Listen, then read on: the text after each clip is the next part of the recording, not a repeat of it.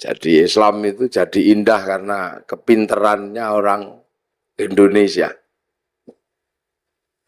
Puasa itu sebenarnya ya yang penting nggak makan.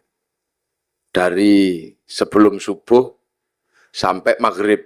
Itu aja intinya, nggak makan, nggak minum, nggak jawil-jawil. Intinya cuma itu. Tapi orang Indonesia jadi pintar, jadi indah.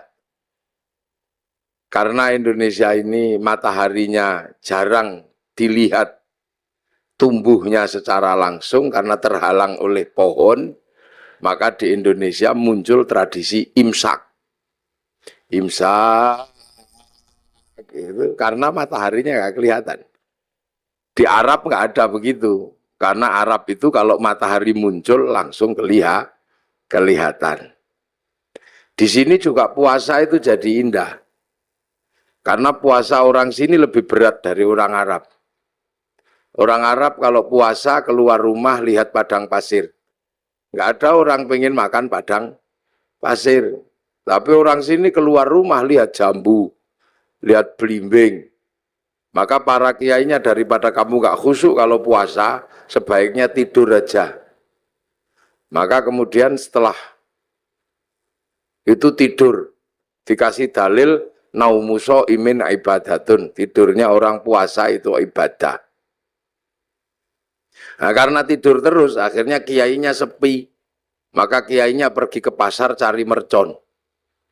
Akhirnya puasa di Indonesia muncul mercon, dor. Maka tidak usah heran kalau ada puasa kok merconnya banyak.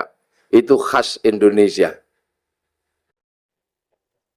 Berbahagialah orang yang berpuasa dan mau menjalankan puasa. Karena puasa ini nggak main-main.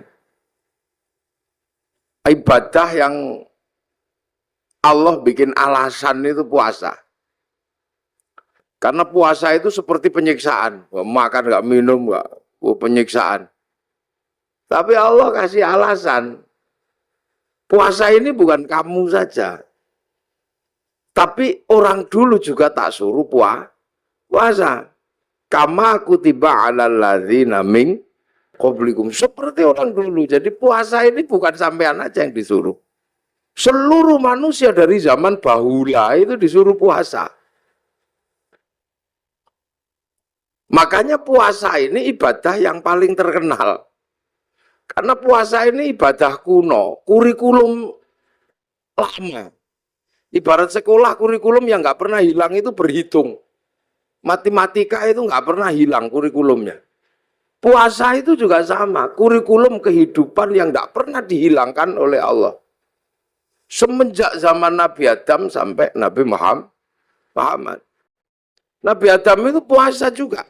Sehari di bulan tanggal 13, 14, 15 rembulan. Itu puasa. Terus 27, 28, 29 akhir bulan. Namanya puasa Ayyamusud. Kalau hari terang puasa Ayyamul Bid. Nabi Idris juga puasa.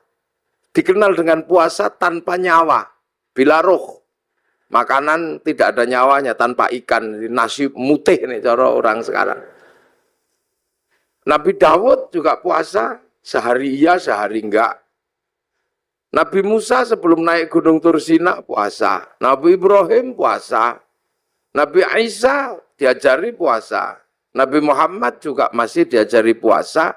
Dan Nabi Muhammad dikatakan oleh Allah, kama kutiba 'alal ladzina min qablikum. Seperti orang dulu. Makanya puasa ini dikenal semua manusia. Bahkan semua agama kenal puasa. Berganti menyembah api. Yang akhirnya di dalam Al-Quran dikenal dengan majus atau majusi. Cuman agama majusi ini punah juga. Karena raja terakhir majusi namanya Rustum yang ada di Persia sana masuk Islam.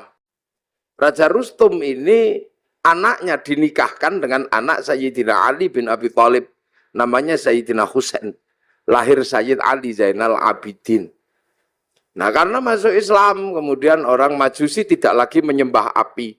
Cuman orang Majusi kalau menyembah api, Apinya ditaruh di bangunan tinggi, panjang, itu namanya manaro. Sehingga kemudian setelah nyembah Allah, apinya dibuang, manaronya ditaruh di depan masjid. Akhirnya masjid, orang-orang ex-majusi punya manaro. Begitu seluruh kaum muslimin lihat masjid orang Persia punya manaro, kok bagus, maka kemudian seluruh kaum muslimin berlomba-lomba bikin manaro di depan masjid, yang akhirnya sampai Surabaya jadi menara itu, menara itu dari tradisi Majusi dulu. Kubahnya itu ketika Islam ketemu dengan Nasrani yang di Konstantinopel, kemudian punya masjid, ada kubahnya itu sumbangan dari gereja. Makanya kubah masjid sama kubah White House itu sama, kubahnya istananya Presiden Amerika ya sama, kubah. Lah itu, orang Majusi. Orang Hindu juga disuruh puasa. Jadi Hindu juga mengenal puasa, namanya upawasa. Upawasa itu nggak makan, nggak minum, nggak menyentuh perempuan. Untuk persiapan muksa. Muksa itu mati terbaik ala Hindu. Hilang raga dan sukmanya. Hanya bisa dilakukan oleh orang Brahmana. Kalau orang kesatria nggak bisa hilang, maka dibakar, dingaben. Kalau di bawahnya ada kasta namanya Wisya, pegawai negeri. Nah, sampean-sampean pegawai ini, kastanya Wisya. Itu dibakar matinya kalau sudah punya uang. Kalau baru punya uang, nabung dulu. Nah, di bawahnya ada sudra. Sudra ini petani, pedagang. Itu sudra, tukang las, itu sudra. Nah, di bawahnya ada kasta namanya paria, pengemis. Ini matinya nggak ada yang ngurus. Di bawahnya ada kuca. Kuca ini tukang ngutil. Jadi hidupnya ngentit. Apa itu? Tukang motong bansos lah kalau ininya. Itu kuca. Itu matinya juga nggak ada yang ngurus. Di bawahnya ada meleka, maling. Kalau ketahuan lari. Tapi di bawahnya ada namanya candala, maling kalau ketahuan berani. Nah ini begal itu. Nah ini nggak ada yang ngurus. Nah, makanya mati terbaik itu muksa. Supaya bisa muksa melakukan upawasa, nggak makan, nggak minum, nggak menyentuh perempuan. Nanti tubuhnya mengecil, kecil, lap, hilang, imaterial. Itu namanya mukso. Tapi waktu itu banyak yang gagal. Sudah mengecil, ingat istrinya. Maka macet, jadi jenglot atau Bathara Karang itu. Makanya kalau ada yang ketemu jenglot, jangan dijual mahal. Itu produk gagal mukso. Makanya dulu terus orang-orang di sini mengambil ajaran yang lebih mudah. Bukan menahan hawa nafsu, tapi ngumbar hawa nafsu. Namanya ajaran Bhairawa Tantra. Itu upacaranya namanya pancamakara, laki perempuan, udo kabeh melakukan hubungan seks bebas, sak mblengere. Terus minum arak, sak mblengere itu. Perutnya biar kenyang, kasih makan makanan termasuk tumpeng. Nanti biar kalau sukmanya pergi, tubuhnya masih ada, namanya ngerogo sukmo, kasih makan daging manusia. Akhirnya orang di sini mampu punya ilmu ngerogo sukmo. Sukmane pergi diajak nyolong, namanya ngepet. Sukmanya pergi dijak mateni wong, namanya santet. Dijak mencintai perempuan, namanya pelet. Nah, itu kuat sekali ajaran itu. Sehingga dengan ajaran Bhairawa, melalui lautan Kertanegara sanggup menaklukkan Mongolia. Menjadi negara terkuat di dunia, penakluk 2/3 dunia. Itu karena penganut Bhairawa. Makanya dulu terus paling berat itu Islam masuk ngadepi yang ini. Maka didatangkan ulama Persia namanya Sayyid Samsuddin Al-Baqir Al-Farsi. Tapi lidah Jawa, lidah Hono Coroko. Maka nyebut Sayyid Samsuddin Al-Baqir Al-Farsi meleset jadi Syekh Subakir. Sayyid Jamaluddin Al-Husaini Al-Kabir jadi Syekh Jumadil Kubro. Nah, makanya orang-orang ini datangkan Syekh Subakir ini ngadepi orang Bhairawa. Nah, orang Bhairawa akhirnya lari ke Banyuwangi sana. Dipimpin Menak Sembuyu Bajul Sengoro. Nah, di sana diajar sama muridnya Syekh Subakir namanya Maulana Ishaq. makamnya di Kemantren Lamongan itu. Akhirnya Menak Sembuyu nyerah, anaknya yang perempuan dikasihkan sama Mbak Ishak, lahir Raden Ainul Yakin Sunan Giri, makamnya Gresik. Maka orang Bhairawa hilang, lari ke Bali. Tapi lama-lama tumbuh lagi orang Bhairawa di Kediri, nyembah patung Totok Kerot di daerah Pagu Pamenang, tempat moksanya Joyoboyo. Diajar sama Sunan Bonang, akhirnya nyerah. Lah begitu nyerah, ya sudah, kamu muternya tetap gak apa-apa. Laki perempuan, tapi jangan nudo, pakai baju. Arak diganti teh, kopi, atau air putih. Tumpeng karena itu halal nasi gak apa-apa. Ingkung manusia diganti ingkung pitik. Mantra Ngrogo Sukmo diganti kalimat tauhid, la ilaha illallah. Makanya kemudian ada Indonesia punya tradisi tumpengan. Itu yang dandani namanya Sunan Bonang. Nah, Sunan Bonang mengajarkan kepada Sunan Kalijogo muridnya untuk disebarkan di seluruh Jawa. Sunan Kalijogo mengajarkan pada muridnya namanya Sunan Geseng. Sunan Geseng mengajarkan pada muridnya namanya Mbah Abdul Halim Pangeran Benowo, Surabaya sini. Mbah Benowo mengajarkan pada Mbah Abdul Rahman Pangeran Sambulasem, diajarkan kepada Mbah Jabar Tuban, diteruskan oleh muridnya namanya Mbah Sufyan Tuban, teruskan muridnya Mbah Abdul Halim Boyolali, punya murid Mbah Abdul Wahid Solotigo, punya murid namanya Mbah Khairon Purwodadi, punya murid Mbah Asy'ari Jombang. Nah itu Jombang lagi, punya putra Kiai Hashim Asy'ari. Ketika Islam datang membawa tradisi nggak makan, nggak minum, nggak menyentuh perempuan, namanya Syahrus Siam, kok seperti upawasa? Maka orang Indonesia menyebutnya bulan puasa. Jadi kalau sampean pengen tahu kenapa Ramadan kok disebut bulan puasa, karena dulu ada namanya upawasa, nggak makan, nggak minum, nggak menyentuh perempuan. Makanya kemudian Syahrus Siam disebut bulan puasa, karena dulu upawasa. Orang Buddha itu juga pelajaran puasanya ada. Ketika ingin mendapatkan kesempurnaan menuju nirwana, ini puasa di bawah pohon bodhi, pakai kain selempang, tidak pakai daleman. Itu waktunya tidak terbatas sampai mendapat pencerahan. Agama besar Yahudi juga puasa. Kalau peringatan Yom Kippur, mereka puasa. Nasrani juga diajari puasa. Kalau hari Jumat Agung menjelang Paskah juga puasa. Jadi hampir semua agama itu kenal puasa. Makanya variasi puasa terbanyak itu di sini. Ada puasa makan pupus daun namanya ngidang. Ada puasa mangan polo pendem yang di bawah tanah namanya ngerowot.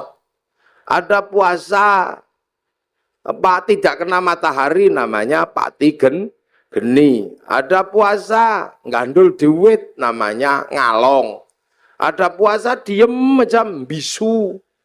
Ada puasa ngeluyuh namanya ngedan. Ada variasi puasa itu macam-macam itu di sini. Dan bagi orang Nusantara dan orang dunia, puasa ini menempati sejarah tersendiri. Hampir seluruh cerita besar itu bermula dari puasa. Rasulullah mendapatkan wahyu setelah puasa, naik turun gunung di Gua Hira, hampir dilakukan selama 15 tahun. Syekh Abdul Qadir Al-Jilani mendapatkan ma'rifatullah itu setelah puasa 25 tahun di padang pasir, dibimbing Syekh Mubarak Al-Majzumi, jadi Sultanul Aulia. Di Jawa Sunan Kalijaga, rojone berandal, bisa jadi wali karena puasa 3 tahun. Sunan Geseng itu tadinya cuma tukang ngambil kelapa itu, tapi kuat puasa 3 tahun baca Ya Hayyu Ya Qayyum. Calon Raja Mataram itu ada yang nggak mau jadi raja karena takut kalau jadi raja tidak alim. Maka dia keluar dari kerajaan namanya Raden Bagus Harun. Menempuh perjalanan spiritual puasa 7 tahun di daerah Ponorogo, Kampung Pagotan, di samping sumur. Yang sumurnya itu akhirnya ditirakati selama 7 tahun. Tahun ke-7 sumurnya itu naik airnya 7 meter. tanggal 27 Ramadan. Oh, aku dapat Lailatul Qadar. Maka sumurnya dikatakan dengan nama sumur Sewu Wulan. Karena sumur Sewu Wulan, maka kampungnya sekarang disebut kampung Sewulan. Raden Bagus Harun akhirnya punya anak perempuan galaknya luar biasa, dikenal dengan nama Nyi Ageng Alap-alap. Kalau ngamuk naik di atas pohon. Dinikah Raden Santri, punya anak namanya Mbah Maktum. Nikah punya anak Mbah Maklum, nikah punya anak Mbah Tafsir Anob, nikah punya anak Mbah Qolyubi, nikah punya anak Mbah Ilyas. Mbah Ilyas menjadi kandepak pertama di Surabaya. Punya anak perempuan galak namanya Nafikoh. Dinikah sama Kiai Hasyim Asy'ari, punya anak Kiai Wahid. Hasyim nikah sama Nyai Solikah binti Bisri Sansuri Jombang. Punya anak Abdurrahman Wahid. Benar-benar terjadi seorang ulama jadi presiden walaupun 2 tahun. Sukira ini perempuan biasa, tapi punya cita-cita pengen punya anak jadi raja. Padahal bukan tetangganya raja. Istri raja juga bukan, maka tetangganya olok-olok paling anakmu nanti jadi presiden, jadi raja deh ketoprak. Tapi Bu Sukira nekat puasa 9 bulan sambil ya Allah, ingin punya jadi raja ya Allah. Itu 9 bulan anaknya lahir, laki-laki keriting jemblok itu dikasih nama Soeharto. Itu jadi presiden 32 tahun. Dan puasa ini nggak pandang bulu. Dibikin baik ya mandi, dibikin jelek ya mandi. Makanya dukun-dukun santet itu kalau puasanya kuat, santetnya ya teksek. Bahkan orang cari nomor juga puasa. Loh, ini puasa ini menempati ranking tersendiri. Makanya orang-orang tua dulu hobi yang namanya puasa itu. Kalau punya hajat atau besar, puasa deh, puasa. Hasil, orang itu kalau puasanya rajin, kuat. Nggak takut apa-apa, sehat. Nah sekarang manusia ini dengan puasa takut. Jadi puasa ini kiri kanan oke. Gaya apik mandi, bikin jelek ya mandi. Cuman puasa kita ini berbeda. Kalau puasa yang diajarkan oleh Allah ini, la'allakum tattaqun, agar kita menjadi orang bertakwa. Apa sih takwa itu? Takwa itu adalah menghadapkan wajah kemanapun, merasa diawasi oleh Allah.